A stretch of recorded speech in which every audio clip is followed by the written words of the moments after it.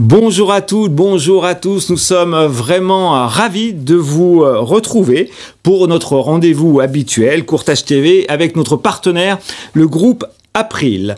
Pour cette première émission de l'année 2025, nous avons le plaisir d'accueillir Isabelle Moins. Bonjour Isabelle. Bonjour Jean-Luc. Vous êtes directrice du pôle santé international Europe-Afrique du groupe April, c'est bien ça. Et également Hélène. Bonjour Hélène. Bonjour Jean-Luc. Hélène Calderini, vous êtes responsable du réseau médical chez April International. Merci d'être avec nous. Notre émission du jour est consacrée au marché de l'assurance santé internationale, l'assurance médicale privée internationale, IPMI en anglais. L'assurance santé pour les personnes en mobilité internationale est un marché en fort dynamisme qui connaît une évolution depuis la crise du Covid notamment. Une évolution tant au niveau des profils d'assurés que de leurs attentes et des nouveaux modes de consommation et de gestion de l'assurance santé à l'international, à l'étranger. Juste un petit rappel, un petit chiffre pour la partie française. Selon France Diplomatie, au 31/12/2024, il y avait 1 741 942 Français enregistrés à l'étranger. On peut estimer qu'ils sont aux alentours de 2,5 millions. Isabelle, on va commencer ensemble cet échange.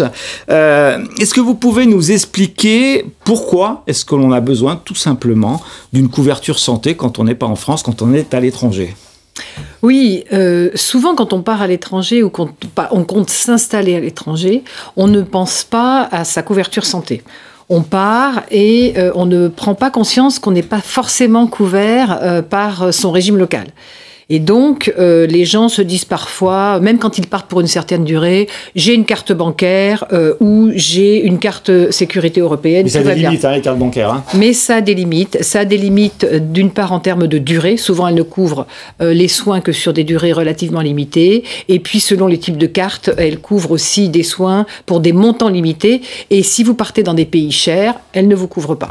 Donc, nous, on se trouve confrontés assez régulièrement à des personnes qui partent et qui font face à des situations assez délicates. Je peux vous donner quelques exemples, mais des étudiants qui partent dans le monde entier, on en a une encore récemment qui est partie en Chine, qui a eu des problématiques de santé, qui nous a appelés en catastrophe pour pouvoir souscrire. Vous pouvez aussi, il faut se rendre compte que vous êtes quand même dans des pays que vous ne connaissez pas forcément lorsque vous partez. Vous arrivez, vous ne connaissez pas la langue, vous ne connaissez pas. Donc nous, on accompagne les personnes, non seulement pour les rembourser, mais pour les accompagner dans leur démarche de soins quand elles ont un problème plus ou moins grave. Alors, même les cartes bancaires haut de gamme, peut-être, elles ont leurs conditions, leurs limites, non ? Il faut faire attention à ça ? Tout à fait. Elles ont aussi des plafonds. Des plafonds. Voilà. Et un certain nombre de conditions. En fait, on ne se rend pas toujours compte, mais vous pouvez vivre à l'étranger un certain temps et avoir une maladie grave. Un cancer. Et là, votre carte bancaire, elle ne va pas vous couvrir pour ces soins-là.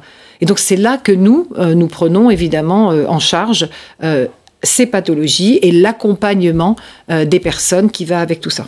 Qui peuvent avoir une carte universelle, une carte médicale gratuite, non ? Alors, c'est la carte européenne. Voilà, la carte européenne. Je cherchais que je citais tout à l'heure, tout à fait. C'est la carte européenne qui correspond, si vous voulez, à nos cartes, nos cartes de sécu. On part avec la carte européenne, sauf que cette carte européenne, elle n'est pas toujours finalement bien prise en compte par les hôpitaux dans les pays en Europe. Et donc, vous pouvez vous retrouver avec cette carte, vous arrivez à l'hôpital, elle n'est pas reconnue et vous n'êtes pas pris en charge.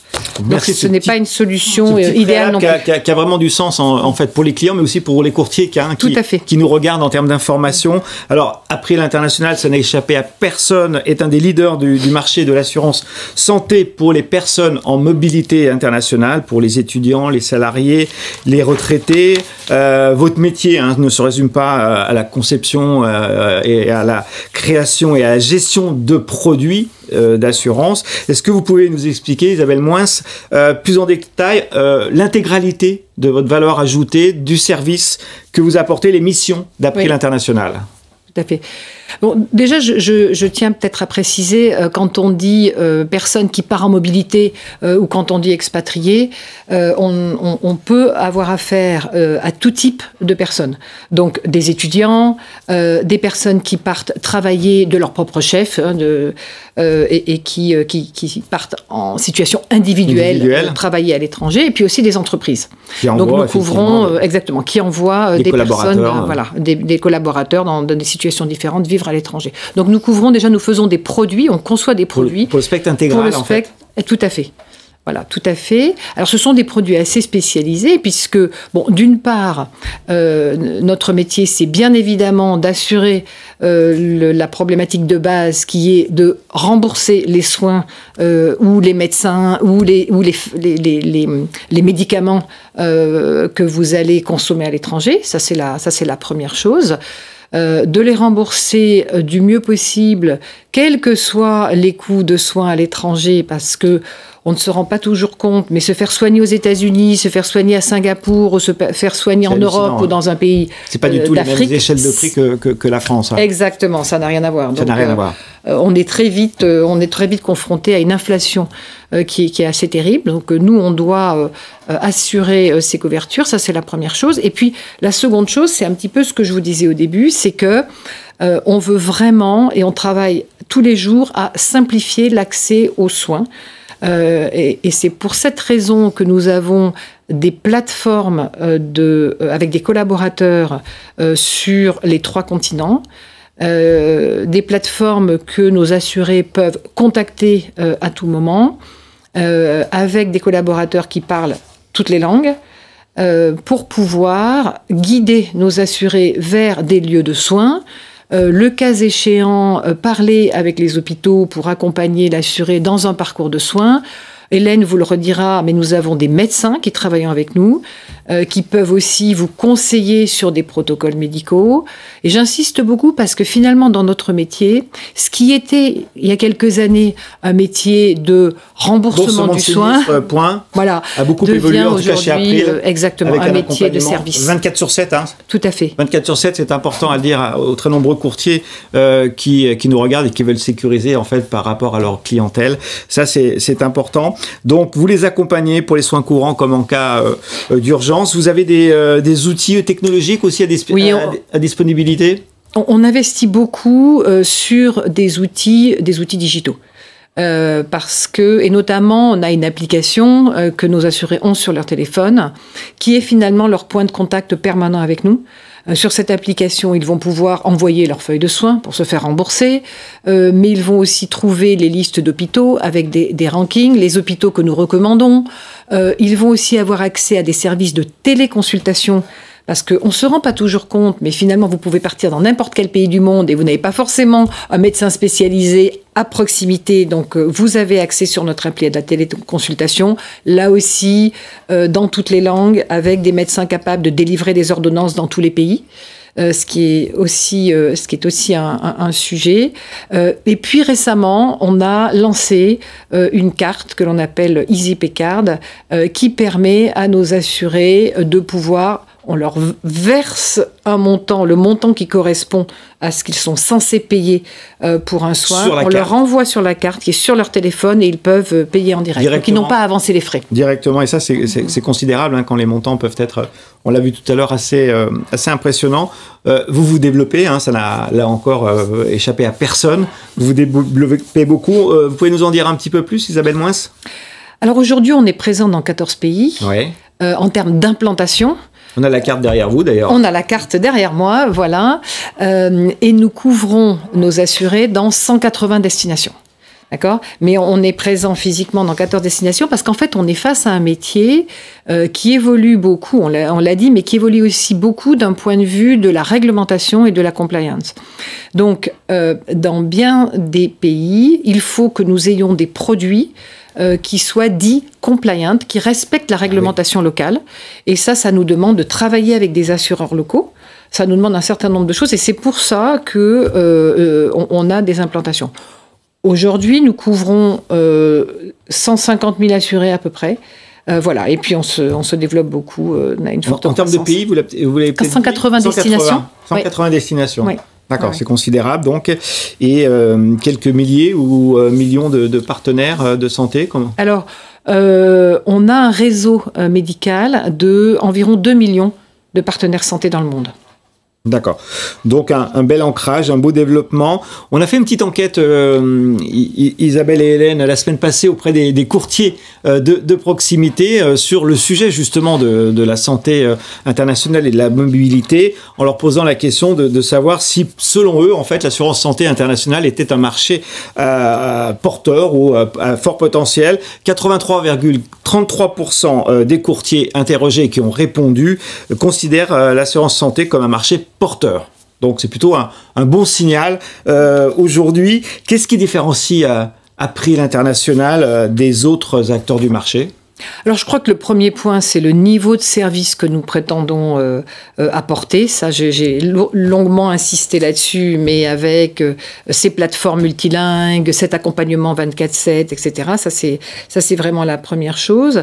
La deuxième chose, c'est l'innovation, à la fois l'innovation en termes d'outils pour simplifier la vie de nos clients, et puis l'innovation produit, parce qu'encore une fois, tous les acteurs ne sont pas capables d'apporter cette innovation produit pour respecter la réglementation locale. Et puis enfin, l'investissement que nous faisons sur la partie soins à part entière, que ce soit dans nos équipes de gestion spécialisées, nos médecins et puis nos réseaux de soins, parce qu'on a parlé de 2 millions de prestataires, mais ces prestataires, Hélène vous l'expliquera, il faut les connaître, passer des contrats avec eux, négocier des tarifs, s'assurer qu'ils apportent le bon niveau de service. Alors des clients particuliers, mais aussi entreprises. Hein, oui. Vous l'avez déjà précisé en préalable, Isabelle. Alors quand on a interrogé aussi la semaine dernière les courtiers de proximité, on leur a demandé un peu quel type de clientèle, eux, de leur côté, ils visaient. Alors parmi les courtiers qui travaillent sur ce marché, hein, bien sûr, 20%, un petit peu moins de 20%, 19,17% ciblent les entreprises, 67% s'adressent aux étudiants, un peu plus de 55% aux expatriés et 31,33% aux retraités. Le total est de plus de 100, mais ça veut dire que certains courtiers travaillent sur plusieurs cibles en même temps. Donc voilà, je ne sais pas si ça peut vous inspirer. Autrement, on va discuter avec vous, Hélène, si vous êtes d'accord. Vous êtes responsable du réseau médical d'April International, je le rappelle. Est-ce que vous pouvez nous dire en quoi consiste exactement votre métier ? Oui, notre mission, c'est de donner accès à nos assurés à des bonnes structures de santé partout dans le monde. Et du coup, April International s'appuie sur sa présence internationale étendue, comme Isabelle l'avait mentionné. On a 6 centres de gestion et également 8 plateformes internationales qui sont accessibles 24/7. Donc 2 millions de professionnels, c'est ça, hein, ce qu'Isabelle a dit tout à l'heure? C'est ça, 2 millions de prestataires de santé à travers le monde, construits de médecins, mais également des hôpitaux, des centres d'imagerie, tout type de professionnels de santé. Avec une sélection... comment vous les sélectionnez, vous? C'est rigoureux, enfin, je suppose. Hein. Oui, nos critères de sélection... Mais c'est bien que les courtiers qui nous regardent sachent comment vous sélectionnez vos partenaires. Oui, nos critères de sélection, ils sont très rigoureux. Et en fait, on regarde s'ils ont leur accréditation locale. Et s'ils ont une accréditation internationale, on regarde la localisation. Est-ce qu'ils sont près des domiciles de nos assurés ou est-ce qu'ils sont près des bureaux de nos clients? On regarde également leur réputation. Est-ce qu'ils sont des prestataires de bonne qualité? D'accord. On vérifie s'ils ont l'assurance de responsabilité professionnelle. On vérifie également s'ils ont la possibilité de gérer le tiers payant. Concernant l'équipement médical, on vérifie... Vous checkez ça aussi? Également, oui. Et quand on voyage et on visite les prestataires de santé et on fait nos audits, on a quelqu'un de l'équipe médicale qui voyage avec nous et qui constate eux-mêmes de ce qui se passe sur place chez les prestataires. Donc ça, c'est hyper important hein, en termes de suivi de la qualité des soins. Et donc, vous contractez avec ces prestataires de santé, si je puis dire, uniquement à ces conditions-là et une fois ces vérifications effectuées. Hein, c'est bien ça? Voilà. Alors, rappelez-nous les avantages pour les courtiers qui nous regardent du réseau de soins que vous avez développé. Oui. Du coup, il y en a plusieurs avantages pour notre réseau médical. Déjà, c'est l'accès aux tiers payants, qui veut dire qu'il n'y a pas d'avance de frais pour nos assurés. Le deuxième, c'est les prises en charge simplifiées. Ça veut dire qu'on donne une tranquillité d'esprit pour nos assurés. Ils savent qu'ils peuvent arriver à l'hôpital et les prises en charge est déjà en place. Partout dans le monde. Partout dans le monde. Également, on a notre connaissance des prestataires de santé qui sont dans le réseau médical et on a nos relations privilégiées avec tous ces prestataires de santé qui nous permet d'avoir une approche sur mesure pour les cas de nos assurés. S'ils ont besoin d'être accompagnés, l'équipe médicale est là pour voir avec eux le diagnostic, le plan de traitement, vérifier s'ils sont dans le bon structure de soins, est-ce qu'ils sont avec le bon médecin et du coup vraiment, comme j'ai dit, un service mesure pour nos assurés. Au cas par cas. Au cas par cas. On voit bien, Hélène image très bien, Isabelle, ce que vous disiez en introduction de cette émission sur la nécessité d'avoir un accompagnement au-delà de l'indemnisation, bien sûr, de la prise en charge, l'accompagnement qualitatif. C'est vraiment important. Vous avez des petits cas concrets qui pourraient donner des idées aux courtiers qui nous regardent. Vous devez en avoir des milliers, mais oui, on en a. Quelques-uns. Oui, on a choisi quelques-uns pour vous. Merci. Coup, le premier, c'était un bébé qui était à Singapour avec sa famille, qui était résident à Singapour et en fait, il avait besoin d'une chirurgie du cerveau. Il y a des médecins à Singapour qui sont capables de faire les chirurgies, mais l'expérience pour le type de chirurgie qui était nécessaire n'était pas à Singapour. D'accord. Et en fait, l'expérience, il était en France.